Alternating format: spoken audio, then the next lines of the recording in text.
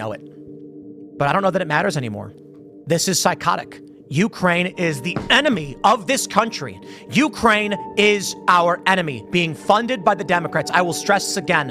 One of the greatest enemies of our nation right now is Ukraine. They are expanding this war. Now, don't get me wrong, I know. You've got criminal elements of the U.S. government pushing them and guiding them and telling them what to do. Oh, Tim. So today we're going to have a field day, ladies and gentlemen. A new DOJ indictment alleges that RT employees covertly funded and directed a U.S. company with $10 million in order to push pro-Russia content. And the company is based in Tennessee. Now, there is only one media company based in Tennessee with the same phrase listed in the indictment, and that is Tenet Media. Now, according to the indictment, RT, formerly known as Russia Today, is a state-controlled media outlet funded and directed by the government of Russia. After Russia invaded Ukraine in February of 2022, RT was sanctioned, dropped by distributors, and ultimately forced to cease formal operations in the United States, Canada, the United Kingdom, and the European Union. In response, RT created, in the words of its editor-in-chief, an entire empire of covert projects designed to shape public opinion in Western audiences. One of RT's covert projects, as described herein, is its funding and direction of a Tennessee-based online content creation company. By the way, according to the indictment, RT's propaganda is most obvious when it reports on matters of importance to the government of Russia, such as public opinion about Ukraine in the United States. So you guys remember all that shit Tim has been talking about Ukraine? Does that ring a bell at all? The indictment also specifies that two of the people who work for this Tennessee company, which is Tenet, were deceived, meaning that they did not know that the Russian government was running an influence op. Now, the Russians who are indicted in this indictment and the founders of Tenet, Founder 1 and Founder 2, who we know are Lauren Chen and her husband, also worked together to deceive two U.S. online commentators, which they are referenced as Commentator 1 and Commentator 2, who respectively have over 2.4 million and 1.3 million YouTube subscribers. Now, we know that Dave Rubin has over 2.4 million subscribers, and Tim Pool has over 1.37 million subscribers. Now, these are only a couple of people working for Tenet Media, and in addition, you have people like Lauren Southern, Taylor Hanson, Matt Christensen, and Benny Johnson. Now, I did see that Taylor Hanson was just banned from YouTube, I believe, which is kind of odd. That's a little bit perplexing. Now, the indictment, inside the indictment, it states that Dave Rubin and Tim Pool made the most amount of money.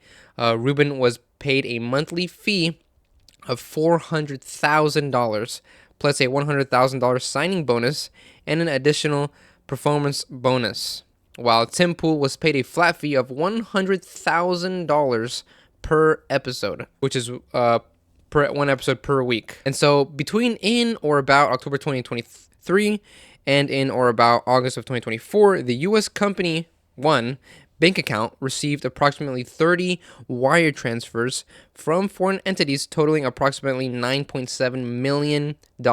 U.S. Company 1, Tenet Media, disbursed most of these funds to its contracted commentators, including approximately $8.7 million to the production companies of Commentator 1, Commentator 2, and Commentator 3 alone.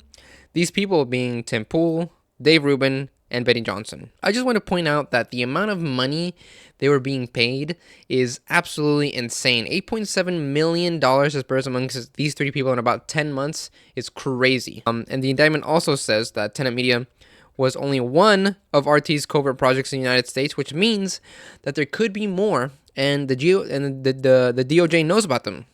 So it's just a matter of time, I guess, on who will be indicted next. Both Tim Pool and Dave Rubin have put out statements regarding this indictment, both of them saying that they had no idea about any of this, that they are both victims. Now, as you know, YouTube has already terminated Tenet Media's YouTube channel.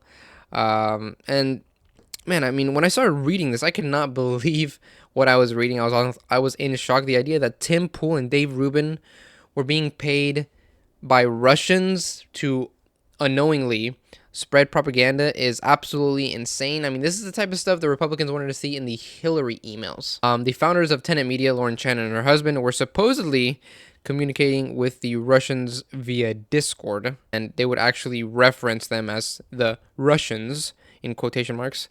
And first of all, if you're gonna commit treason, whether that be to Canada, where they had their main company and Tenet was their subsidiary, or against the US, why the hell are you using Discord as a way to communicate? Now, keep in mind, Discord is a platform that is not encrypted and can be subpoenaed, unlike something like Signal that can't. Like, how are you this dumb talking to Russians on Discord? Why are you using Discord? By the way, the ironic thing about this is that right after the indictment came out, Tim Pool, like, sort of flip-flopped on Ukraine, posting that he was all wrong about Ukraine, now supports Ukraine. And why in the world would he do that if he was just unaware that he was a Russian tool? Like, did his political views just suddenly change? And this might have been a troll post, but why would he even post that anyways? It just makes him look bad. I mean, does he still believe, what he said about Ukraine, but thinks that his views on Ukraine are just going to make him look even worse than they already have? Or did he know about the Russians the entire time? I don't know. It just seems suspicious to me to post a tweet saying that you now support Ukraine, even if that tweet is a troll tweet. Like, why would you even post that? That just makes you look even worse. Yeah, I just don't understand why you would flip on a political issue like that or post something like that if that's truly what you believed.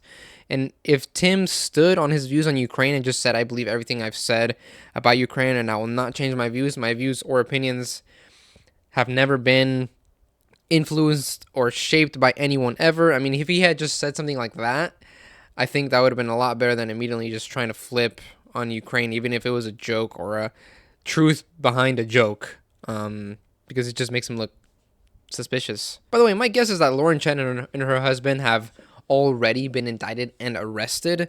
The DOJ just probably hasn't released that information yet, but that would be my guess, considering they have her on messages saying that she knew who they were getting paid by, not to mention that it seems like the DOJ already subpoenaed her since they know about her search history and have access to her messages.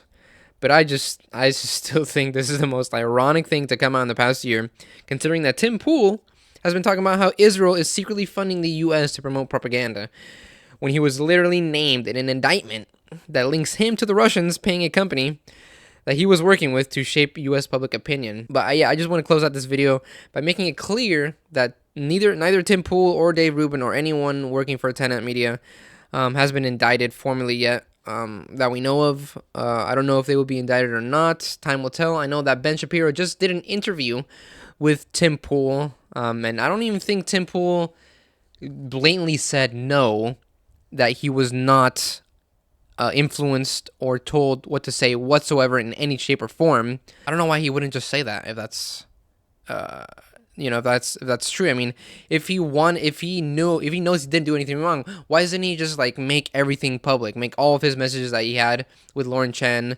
and Tenet Media public, and then he would just clear his name just easily as that? Or Benny Johnson, and we know that Benny Johnson did get influenced, according to the indictment, because the Russians had actually came to Tenet Media and asked them if they could cover a certain issue, but they wanted the issue to be broadcasted in the light of trying to blame the United States, and this was handed off to Benny Johnson, and Benny Johnson agreed to do this. So I'll link what it said in the indictment. I'll put a picture up above here.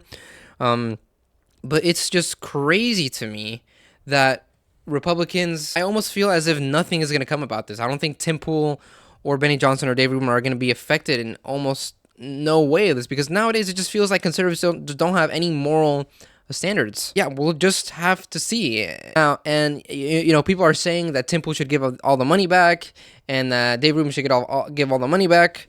But we'll just see. I mean, hopefully the government just fucking takes the money, right? I mean, because it was from a sanctioned country. So yeah, we'll just have to see and see what happens. But that's gonna do it, guys. Appreciate you guys for watching. If you're new, make sure to subscribe. If you disagree with anything, let me know down below.